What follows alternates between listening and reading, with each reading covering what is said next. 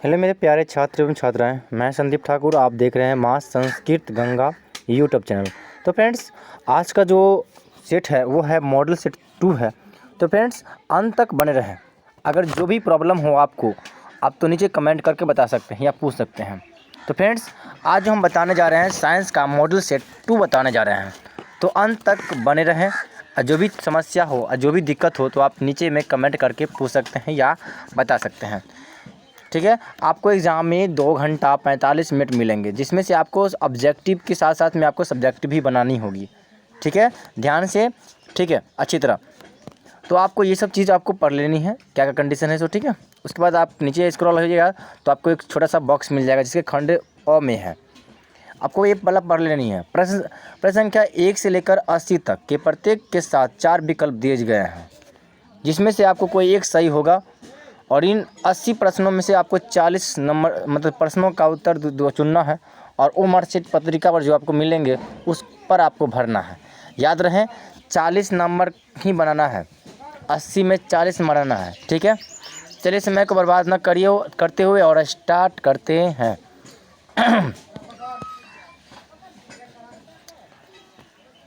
पहला प्रश्न आपको मिल गया होगा, आप देख रहे होंगे। आपतन कोण, अपवर्तन कोण और तथा उसके माध्यम के सापेक्ष दूसरे माध्यम का आवर्तनांक n21 हो तो स्नेल के नियम से क्या होंगे। यानी कि कह सकते हैं आपतन कोण को हम I से कह सकते हैं, अपवर्तन कोण को R से डिनोट कर सकते हैं। ध्यान रखिएगा। तो इसका जो ऑप्शन है वो है n21 बराबर sine I by sine R इसका आंसर है। इसलिए कह सकते हैं ऑप्शन संख्या C इसका करेक्ट है। प्रश्न संख्या 2 में देख लीजिए। जब प्रकाश की किरण विरल माध्यम से सघन माध्यम में जाती हैं तब आपतन कोण अपवर्तन कोण होता है क्या। तो जिसको जो होता है वो क्या होता है, बड़ा या बराबर होता है। बराबर मान लीजिए ना, सबसे बढ़िया रहेगा। बड़ा जब बराबर होता है। ठीक है,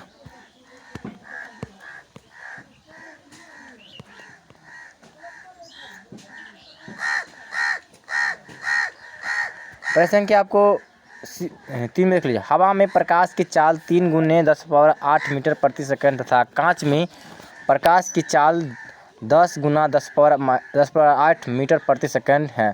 तो कांच की निरपेक्ष आवर्तनांक Ng का मान क्या होगा। तो ध्यान से देख लीजिए, इसका आंसर जो है वो आपको A है, मतलब 3/2 इसका आंसर हो जाएंगे। प्रश्न संख्या 4 में आपको दिख रहे हैं, मिल गया होगा। चलिए,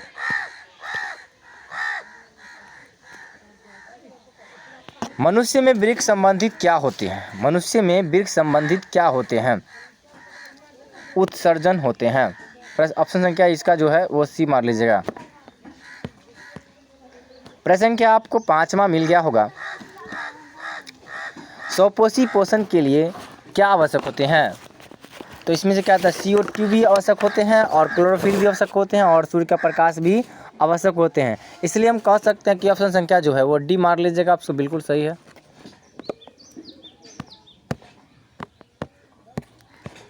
प्रश्न संख्या आपको मिल गया होगा 6ठा। प्रकाश संश्लेषण की क्रिया में ऑक्सीजन बाहर निकलती है। A जल से, B CO से और C ग्लूकोज से और D डिप्टरीजोम से। तो आपको समझ में आ गया होगा। तो ऑप्शन संख्या इसको A मार लीजिएगा, जल से।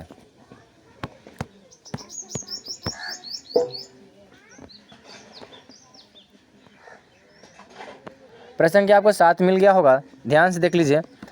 जल तथा कांच का आवर्तनांक 4/3 तथा 3/2 है। तो जल का कांच की सापेक्ष आवर्तनांक क्या होगा। तो 8/9 इसका मान लीजिएगा, D ऑप्शन सही है। ठीक है, प्रश्न संख्या आपको मिल गया होगा 8वां। जब आपतन कोण तापमान क्रांतिक कोण के बराबर हो तो आवर्तन कोण क्या होता है।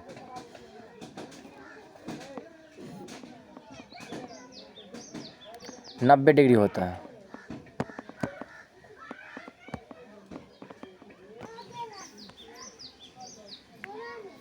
प्रश्न संख्या 9 में देख लेते हैं।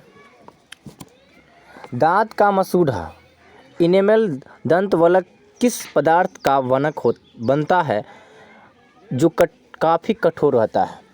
तो आपको ये समझ में आ गया होगा, दांत का जो मसूड़ा होता है ना, वो होता है कैल्शियम फास्फोरेट से बना होता है, इसलिए वह बहुत ही मतलब पदार्थ जो होता है वो कठोर होता है।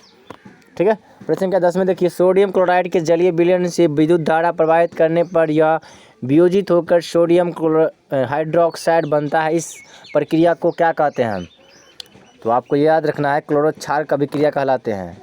ठीक है, क्या कि क्लास में आप पढ़ चुके होंगे, ध्यान होगा आप लोगों को। ठीक है। प्रश्न क्या आपको मिल गया होगा, देख लीजिए फटाफट। 11वां देखिए, सामान्य आँख के लिए स्पष्ट दर्शन की न्यूनतम दूरी क्या होती है? ठीक है, ये 25 सेंटीमीटर होता है, याद रखिएगा 25 सेंटीमीटर। प्रश्न क्या 12 में देख लीजिए, निकट दृष्टि दोष में किस लेंस का उपयोग होता है? ऑप्शन क्या है इसका, मान लीजिएगा बी अवतल लेंस। प्रश्न क्या आपको 13 मिल गया होगा, निम्न में कौन सा अंग संवेदग्राही नहीं है? 13 में देख लीजिए फटाफट, दिमाग होता है, मतलब निम्न में कौन सा संवेदग्राही ग्रह नहीं है? तो दिमाग जो होता है संवेदी ग्रह नहीं है, संवेदी ग्रह नहीं, ग्राही नहीं होता। ठीक है। प्रश्न क्या 14 देख लीजिए, निम्नलिखित में कौन सबसे अधिक अभिक्रियाशील होता है? निम्न में कौन सी सबसे ज़्यादा अभिक्रियाशील होता है? तो मान लीजिए कॉपर, Cu।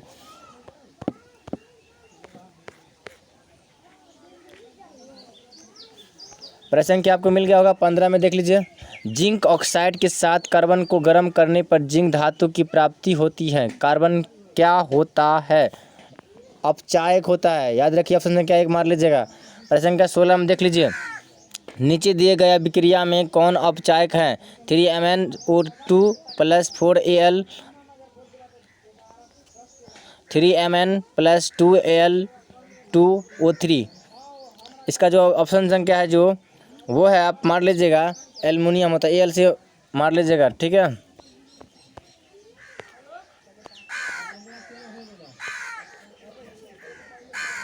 प्रश्न क्या 17 मिल गया होगा आपको, मेरुरज्जु निकलता है कहाँ से? मेरुरज्जु जो निकलता है कहाँ से निकलता है? तो ऑप्शन संख्या आप डी मार लीजिएगा, मेडुला से मिलता है, मेडुला से। प्रश्न क्या 18 में देखिए, निम्न में कौन गैसीय अवस्था में पाया जाता है? निम्न में कौन गैसीय अवस्था में पाया जाता है? याद रखिएगा इथाइलिन जो गैसीय अवस्था में पाया जाता है। ठीक है। ऑप्शन का सी मार लीजिएगा, बिल्कुल सही है। आगे क्वेश्चन है 19 में, श्वेत प्रकाश की किरण जब किसी प्रिज्म से होकर गुजरती हैं तब जो वर्ण सबसे अधिक विचलित होता है वह क्या कहलाती हैं? तो वह कहलाती हैं बैगनी कहलाती हैं। प्रश्न क्या 20वां देख लीजिए, सक्रिय श्रेणी में के माध्यम में स्थित धातुओं का निष्कर्षण किया जाता है, वह क्या कहलाता है? मतलब ये होता है कि धातु को ऑक्साइड में बदलकर कार्बन द्वारा अपचयन करने पर जो इसका बदलाव होता है, ठीक है, निष्कर्षण होता है, मतलब रिजल्ट प्राप्त होता है। चलिए प्रश्न क्या आपको मिल गया होगा 21 में देख लीजिए फटाफट, निम्न में कौन सा अब धातु है? तो Sb जो है वो धातु है। ठीक है, ऑप्शन क्या डी मार लीजिएगा।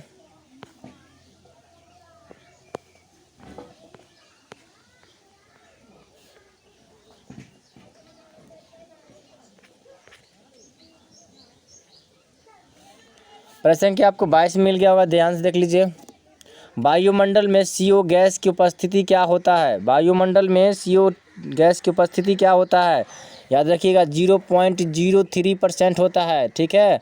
प्रश्न क्या 23 में देख लीजिए, श्वेत प्रकाश तब एक प्रिज्म से होकर गुजरता है तो वह वर्ण सबसे कम विचलित होता है, वह क्या कहलाता है?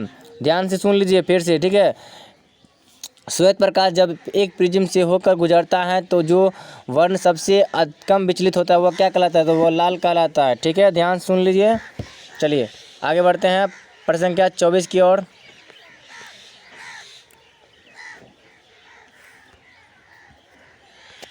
किसी वस्तु का प्रतिबिंब नेत्र के किस भाग पर बनता है? किसी वस्तु के प्रतिबिंब किस नेत्र के किस भाग पर बनता है? तो याद रखिएगा रेटिना बनता है। ठीक है, किसी भी वस्तु का जो प्रतिबिंब बनता है वो रेटिना बनता है। ठीक है, प्रश्न संख्या 25 में देखिए, निम्नलिखित में कौन सा मात्रक वाट के बराबर नहीं होता है? निम्नलिखित में कौन सा जो मात्रक होता है वो वाट के बराबर नहीं होता है? तो याद रखिएगा v² ओम का नियम मान ली, ओम याद रखिएगा, v² ओम यार। ठीक है, चलिए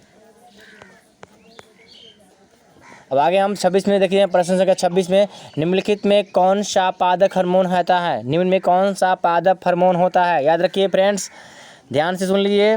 चलिए, इसका जो है साइटोकानिन होता है, साइटोकानिन। निम्न में कौन सा पादप हार्मोन होता है? तो वो होता है साइटोकाइनिन। ठीक है, प्रश्न संख्या 27 में देख लीजिए फटाफट, न्यूक्लियस शब्द किसके द्वारा दी गई थी? तो रॉबर्ट ब्राउन ने दिया था न्यूक्लियस शब्द का निर्माण। ठीक है, रॉबर्ट ब्राउन ने दिया था। क्लास 9th में पढ़े होंगे तो आपको याद होगा, न्यूक्लियस शब्द का जो प्रयोग किया था वो रॉबर्ट ब्राउन ने किया था। ठीक है,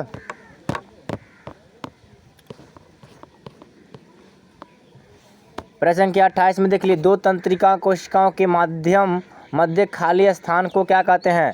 दो तंत्रिका कोशिकाओं के मध्य खाली स्थान को क्या कहते हैं? ध्यान से सुन लिए, तो याद रखिए सिनेप्टिक दरार कहते हैं, सिनेप्टिक दरार कहते हैं। याद रखिएगा, दो तंत्रिका कोशिका के मध्य जो खाली स्थान होता है उसे कहते हैं सिनेप्टिक दरार कहते हैं। ध्यान सुन लिए, चलिए आगे बढ़ते हैं।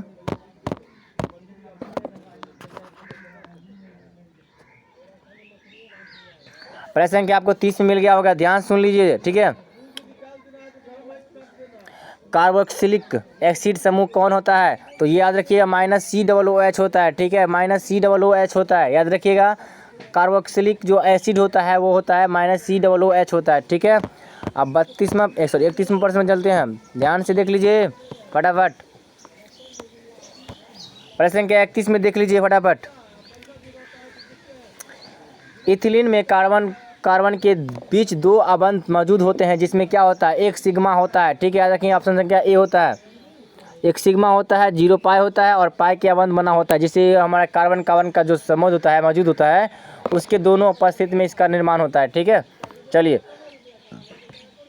प्रश्न संख्या हम 32 में देखते हैं, फटाफट देख लीजिए। प्रश्न संख्या 32 में देख लीजिए फ्रेंड्स, इथेन में कितने सहसंयोजक अबंध होता है? याद रखिएगा 6 होता है। ठीक है, ऑप्शन संख्या जो है 6 मार लीजिएगा।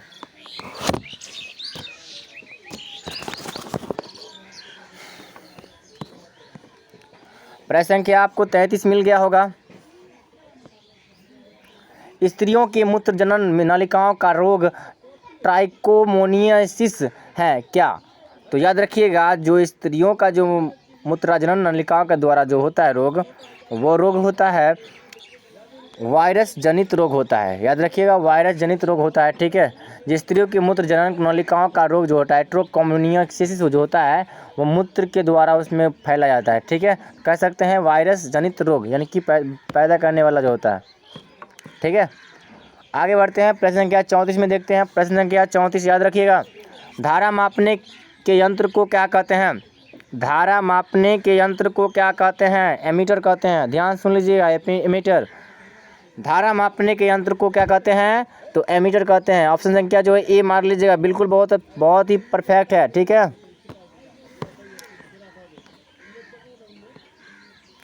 प्रश्न संख्या आपको मिल गया होगा 35 में देख लीजिए फ्रेंड्स, 1 वोल्ट क्या कहलाता है? तो 1 जूल प्रति कूलाम कहलाता है। 1 वोल्ट जो होता है वो 1 जूल प्रति कूलाम की कहलाता है। ध्यान सुन लीजिए, चलिए बढ़ते हैं आगे। प्रश्न संख्या आपको मिल गया होगा 36 में प्रश्न देख लीजिए, फटाफट देख लीजिए 36 प्रश्न। चलिए बहुत बढ़िया है, देख लिए हैं। हाँ, एमीटर को विद्युत परिपथ में कैसे जोड़ा जाता है? एमीटर को विद्युत परिपथ में कैसे जोड़ा जाता है? ध्यान सुन लिए, चलिए इसका मान लीजिए श्रेणी क्रम में जोड़ा जाता है। ऑप्शन आप देखते रहिएगा। ठीक है, ऑप्शन हम बहुत कम बोल रहे हैं, आप अच्छी तरह से देखते रहिएगा। ठीक है, बढ़िया है, ठीक है, बहुत अच्छा है। अब चलिए प्रश्न संख्या 37 में देख लेते हैं, निम्नलिखित में कौन सा पद विद्युत शक्ति को निरूपित नहीं करता है? ध्यान से देख लिए, सुन लिए, चलिए इसका आंसर बताते हैं। आई स्क्वायर आर होता है, ठीक है।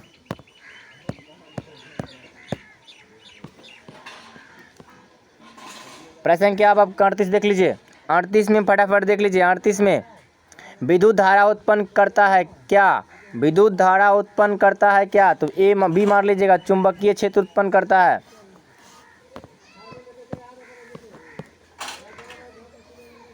प्रश्न संख्या 39 देखिए। आधुनिक आवर्त सारणी में बाईं से दाईं ओर जाने पर परमाणु का आकार क्या होता है? ठीक है, तो आपको याद रखना होगा बी घटता है, मतलब आधुनिक आवर्त सारणी में जो बाईं से और दाईं ओर ले जाओगे परमाणु का आकार, तो वो क्या करता है, अपने और क्या करता है, वो घटता है। ठीक है, ध्यान से सुन लिए। प्रश्न संख्या आपको देखिए 40 प्रश्न। अवन बनने में धातु में इलेक्ट्रॉन त्यागने की प्रवृत्ति क्या होती है? अतः यह विद्युत का क्या होता है? यह धनात्मक होता है। ठीक है, याद रखिएगा। इसलिए ऑप्शन संख्या जो है बी मार लीजिएगा। अवन बनाने में धातु का जो इलेक्ट्रॉन का त्यागना होता है वो विद्युत का ऋणात्मक कहलाते हैं। ठीक है, चलिए ऑप्शन संख्या बी मार लीजिएगा, बिल्कुल सही है। अब आगे देख लीजिए प्रश्न संख्या 41 में। इनमें कौन स्त्रियों की बाह्य जननेंद्रिय एक्सटर्नल जेनेटियला है? तो याद रखिएगा फ्रेंड्स, योनि, यानी कि स्त्रियों में जो वाणी का जनन केंद्रीय होता है वो योनि होता है। ठीक है, ऑप्शन क्या मार लीजिएगा, सी में।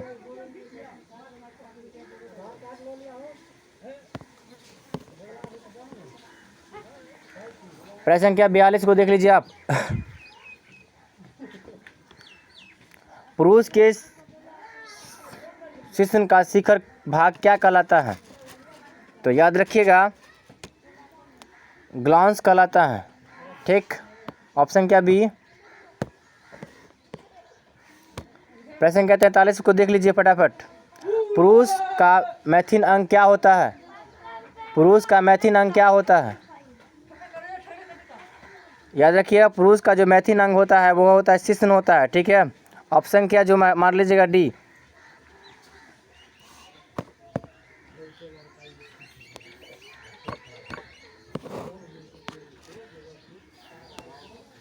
प्रश्न संख्या 44 को देख लीजिए फटाफट। ठीक है, चुंबक द्वारा धारावाही चालक पर लगाए गए बल की दिशा क्या होती है? ये कहाँ मिलती है? ठीक है, वो फ्लेमिंग के बास्त नियम में मिलती है। याद रखिएगा चुंबकीय धारावाही चालक पर लगाए गए बल की दिशा जो मिलती है वो फ्लेमिंग के बाम हस्त के नियम में मिलती है। ठीक है, तो चलिए इसका ऑप्शन जो है सी मार लीजिएगा, बिल्कुल सही है। अब आगे देखते हैं। प्रश्न संख्या 45 को देख लीजिए एक बार और।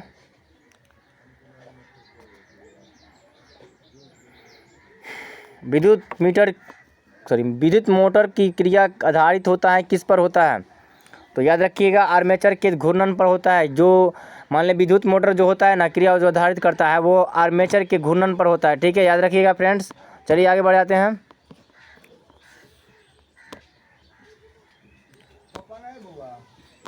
प्रश्न संख्या आपको देख रहे हैं, आपको मिल गया होगा। विद्युत चुंबक क्या होता है?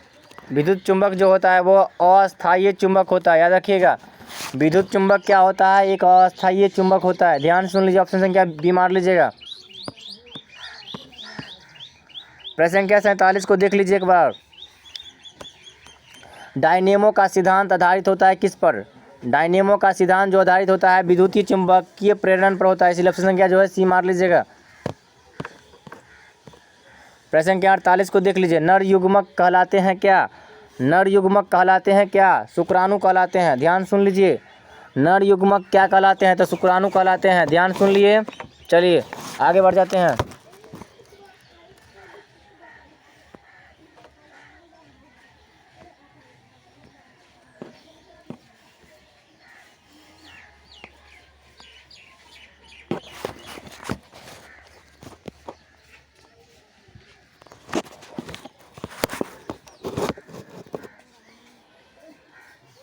नर युग्मक क्या कहलाते हैं? शुक्राणु कहलाते हैं। ठीक है, चलिए थोड़ा कटिंग हो गया, थोड़ा इसके लिए कोई दिक्कत नहीं है। चलिए कोई दिक्कत। अब आगे देखते हैं। प्रश्न संख्या 49 में देख लीजिए।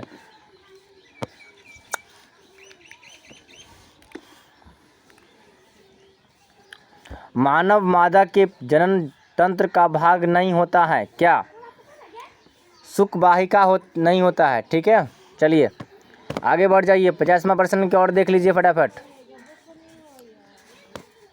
जीन के रासायनिक संरचना क्या होता है? जीन के रासायनिक संरचना जो होता है वो डीएनए होता है। ध्यान सुन लीजिए, ऑप्शन संख्या ए मार लीजिएगा। प्रश्न संख्या 51 में देख लीजिए फटाफट।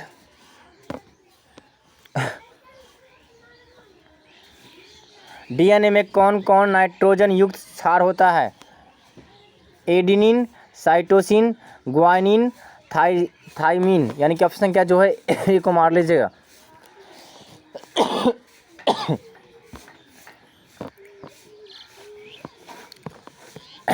प्रश्न संख्या आपको मिल गया होगा 52 मिल गया होगा। निम्नलिखित में कौन ऊर्जा का नवीकरणीय स्रोत होता है? 20 सौर ऊर्जा होता है। ठीक है, ऑप्शन संख्या बी मार लीजिएगा। ठीक है, चलिए आगे बढ़ जाइए। प्रश्न संख्या आपको 53 मिल गया होगा। ध्यान सुन लिए, देख लीजिए ध्यान से 53 को। सौर पैनल बनाया जाता है अनेक, यानी कि अनेक सौर सेलों को संयोजित कर बनाया जाता है। ध्यान सुन लीजिए, ऑप्शन संख्या बी मार लीजिएगा। ठीक है, प्रश्न संख्या 54 में आप देख सकते हैं, नरौरा नाभिकीय विद्युत संयंत्र किस राज्य में स्थित है? ठीक है, ध्यान से सुन लिए आप। चलिए इसका आंसर देख लीजिए, उत्तर प्रदेश में है। नरौरा नाभिकीय विद्युत संयंत्र किस राज्य में है? तो वो उत्तर प्रदेश में है। ऑप्शन क्या मार लीजिएगा? सी। प्रश्न संख्या आपको 55 मिल गया होगा। 1 MB की पवन ऊर्जा संयंत्र के लिए पवन फार्म को लगभग कितनी हेक्टेयर भूमि चाहिए? ध्यान से देख लिए ना। चलिए इसका आंसर सुन लीजिए, 2। 1 MB के पवन ऊर्जा संयंत्र के पवन फार्म को लगभग कितनी दूरी हेक्टेयर भूमि चाहिए? तो वो होता है 2 हेक्टेयर भूमि चाहिए। चलिए ऑप्शन संख्या जो है बी मार लीजिएगा, बिल्कुल परफेक्ट है। चलिए आगे बढ़ जाइए। प्रश्न संख्या 56 की ओर देख लीजिए फटाफट। मलेरिया उत्पन्न करने वाला मच्छर यानी कि मादा एनोफिलीज किस तरह के जल में उत्पन्न होता है? तो याद रखिए, साफ पानी, साफ जल, गंदा जल, मीठा जल, इनमें से सभी। बताओ, इसमें बताइए फटाफट जल्दी, क्विक फास्ट नाउ। जब भी याद रखिएगा, मादा एनोफिलीज मच्छर जो पाया जाता है वो गंदा पानी या गंदा नाला में पाया जाता है। ठीक है, ऑप्शन संख्या जो है वी मार लीजिएगा। चलिए आगे बढ़ते हैं। प्रश्न संख्या 57 में देख लीजिए, डेंगू उत्पन्न करने वाले मच्छर किस तरह के जल में उत्पन्न होते हैं? तो साफ पानी में हो जाते हैं। ठीक है, याद रखिएगा।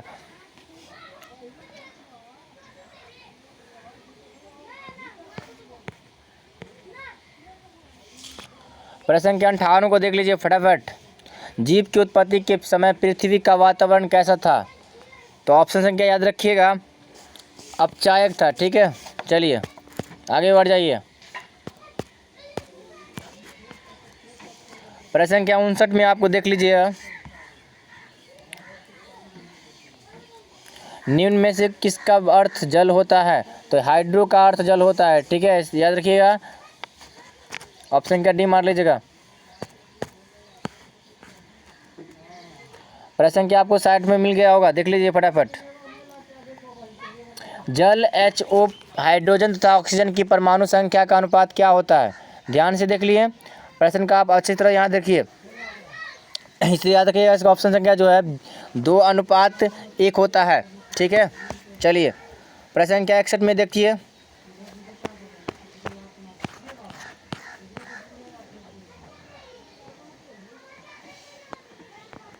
चूना पत्थर को ऊष्मा देने पर CO और CO2 प्राप्त होता है। इस अभिक्रिया को क्या कहते हैं? याद से देख लिए फटाफट, अभी सुनिए, वियोजन अभिक्रिया कहलाती हैं। ठीक है, चलिए प्रश्न संख्या आपको मिल गया होगा 62। डीएनए का निर्माण किन से हुआ है? डीएनए का निर्माण किन से हुआ है? ध्यान सुन लिए 62% की ओर। चलिए ध्यान से देखिए, डीऑक्सीराइबोज, सुगर, फास्फोट एवं नाइट्रोजन क्षार से हुआ है। ठीक है, याद रखिएगा, ऑप्शन क्या है? बी मार लीजिएगा।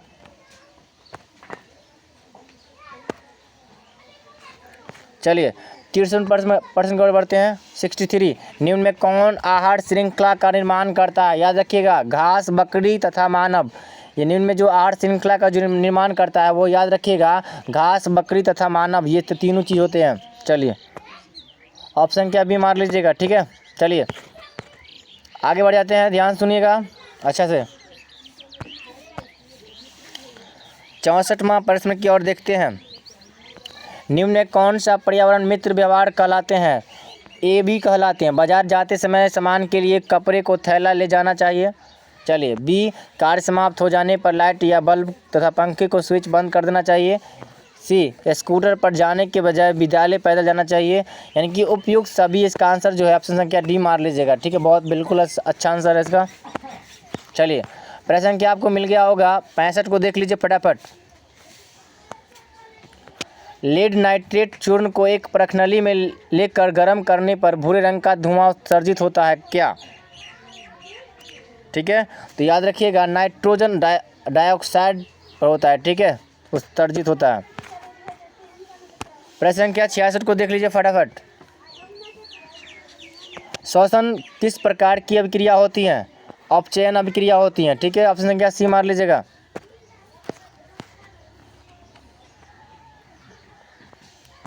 प्रश्न क्या आपको मिल गया होगा 67। जल एकल अभिकर्मक टूटकर छोटे छोटे उत्पाद उत्पन्न करते हैं, वह क्या कहलाते हैं? तो यह वियोजन अभिक्रिया कहलाते हैं। ध्यान से देख लिए। चलिए आगे बढ़ जाते हैं, ऑप्शन संख्या ए मार लीजिएगा, बिल्कुल सही है। प्रश्न क्या 68 में देख लिए। निम्नलिखित में कौन सा उत्पादन लेड नाइट्रेट को गर्म करने पर प्राप्त होता है? ध्यान से देख लिए। चलिए इसका आंसर सुन लीजिए फटाफट। ऑप्शन संख्या जो इसका आंसर जो है वो डी मार लीजिएगा। NO2 और CO2 होता है। कौन सा उत्पाद लेड नाइट्रेट को गर्म करने से प्राप्त होता है? वो NO2 और O2 होता है। ठीक है, चलिए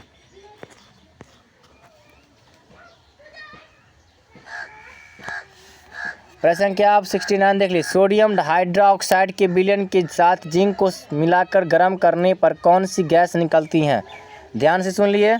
चलिए इसका आंसर सुन लीजिए, हाइड्रोजन गैस निकलती हैं। ठीक है, चलिए प्रश्न के 70 को देख लीजिए। निम्नांकित में किसे आप उपभोक्ता की श्रेणी में रखोगे? ठीक है, ध्यान सुन लिए। चलिए इसका आंसर सुन लीजिए भी। जंगली जानवर, मतलब कह रहा है कि निम्न में किसे आप उपभोक्ता के श्रेणी में रख सकते हैं? तो जंगली जानवर को जो है उपभोक्ता के श्रेणी में रख सकते हैं। चलिए 70वां प्रश्न की ओर देख लीजिए फटाफट। निम्न में कौन एक जैविक प्रक्रम द्वारा अपघटित होने वाले पदार्थ होते हैं? ध्यान सुन लिए। चलिए इसका आंसर भी सुन लीजिए फटाफट। ए सूखी घास पत्ते। एक जैविक प्रक्रम द्वारा अपघटित होने वाला पदार्थ जो होता है वो सूखे घास और पत्ते होते हैं। ध्यान से देख लिए। चलिए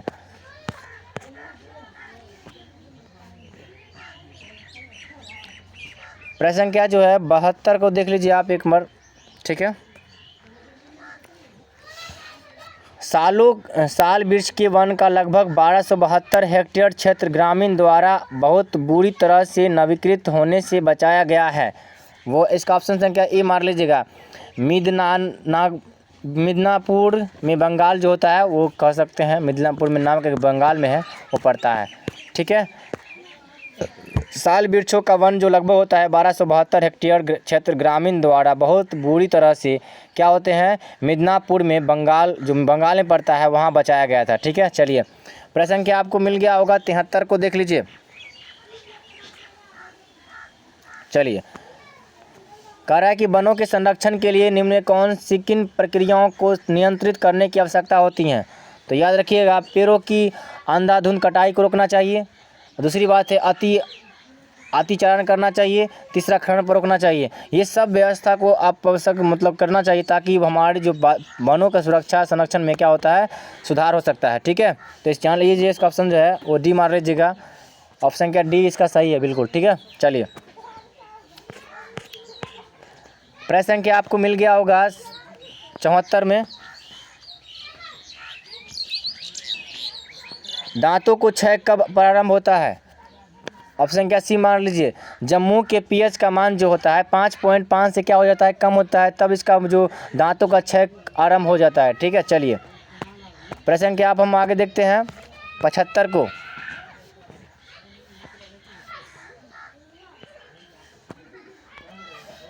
Cl, Br और के परमाणु द्रव्यमान क्रमशः 35.5, 79.9 और 126.9 है, यह कौन समूह कहलाएगा? ध्यान सुन लिए। चलिए, ये कहलाएगा जो वो त्रिक कहलाते हैं। चलिए, प्रश्न संख्या 76 को देख लीजिए। तत्वों की आवर्त सारणी के प्रारंभिक विकास में किसका प्रमुख योगदान रहा है? ध्यान सुन लिए, तो याद रखिएगा मेंडलीव का। ठीक है, ऑप्शन संख्या सी मार लीजिएगा।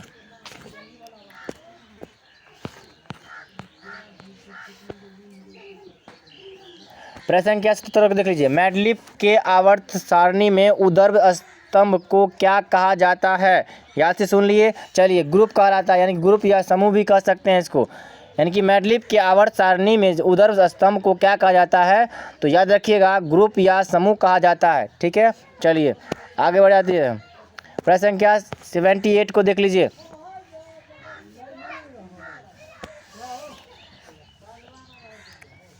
अमाशय में कौन सा एंजाइम पाया जाता है? यानी कि पेप्सिन पाया जाता है। अमाशय में जो एंजाइम पाया जाता है वो पेप्सिन पाया जाता है, याद रखिएगा। ऑप्शन संख्या जो है डी मार लीजिएगा, बिल्कुल सही है। प्रश्न संख्या 79 को देख लीजिए। कवक में पोषण की कौन सी विधि होती है? तो याद रखिएगा मृत विधि होती हैं। कवक में जो पोषण की विधि होती हैं वो मृतजीवी विधि होती हैं। ध्यान से देख लिए। चलिए आगे बढ़ जाते हैं। प्रश्न संख्या 80 को देख लीजिए फ्रेंड्स। ये लास्ट प्रश्न है आपके लिए, क्योंकि साइंस में आपको 80 प्रश्नों में से 40 प्रश्नों का हल देना है। ध्यान से देख लिए। ठीक है, चलिए 80वां क्वेश्चन को देखते हैं। ऑक्सीजन क्या है? यानी कि ऑक्सीजन यहाँ पर ना लिखे ऑक्सीजन लिखा हुआ है। ऑक्सीजन क्या है?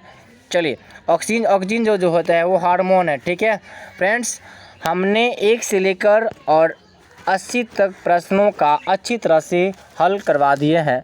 तो फ्रेंड्स, आशा करते हैं कि अगर आपको ये वीडियो पसंद आए तो आप इसको शेयर भी कीजिए और लाइक कीजिए, कमेंट कीजिए और अपने दोस्तों के साथ में भी शेयर कर सकते हैं।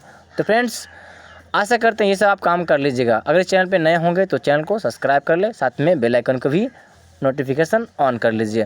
तो फ्रेंड्स, मिलते हैं नेक्स्ट वीडियो में। तब तक के लिए जय हिंद, जय भारत। देखिए डिस्क्रिप्शन में लिंक दिया गया है, देख सकते हैं। Thank you for watching video my dear friends, love you, bye bye, okay.